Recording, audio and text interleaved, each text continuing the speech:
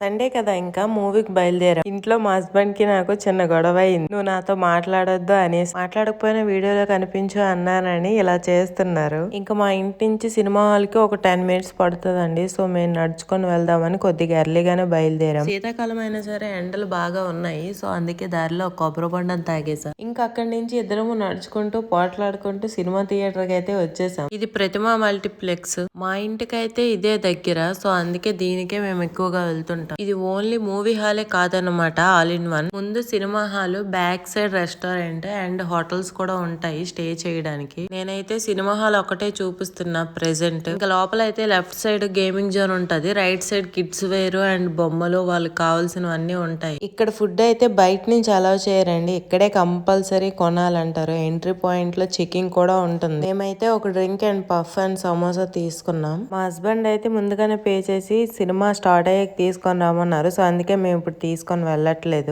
ఇంకా movie start అయిపోయింది.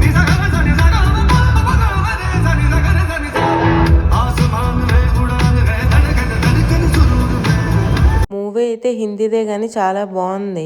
ఇంకా మా హస్బెండ్ ని వీడియోలో చూడడానికి నా తిప్పలు చూడండి. అలా వస్తుంటే దారిలో కందికాయలు శనక్కాయలు కనిపించాయి. ఇవంటే నాకు చాలా ఇష్టం. సో అందుకే 2 కేజీస్ తీసుకున్నా. మా చిన్నప్పటి నుంచి బయట ఫుడ్స్ కంటే ఇవే చాలా ఇష్టంగా తినేవాళ్ళం అండి. ఆ తర్వాత దారిలో హోమ్ ఫుడ్స్ కనిపించాయి. అక్కడైతే ఒక 3 రకాల స్నాక్స్ తీసుకున్నా. ఇందులో రెండిటి నా పేర్లు తెలియదు. ఒకటైతే జంతికలు అండ్ ఇవి కందికాయలు శనక్కాయలు. ఇవన్నీ తీసుకొని ఇంటికైతే వచ్చేసాం. ఇంటికి వచ్చాకైతే మా హస్బెండ్ చికెన్ తెచ్చుకుంటా అన్నారు. నాకు ఫ్రైడ్ రైస్ చేయమన్నారు, అది చేసేసా. ఇంకా తినేసి పడుకుని పోయా. Thank you for watching. Bye bye.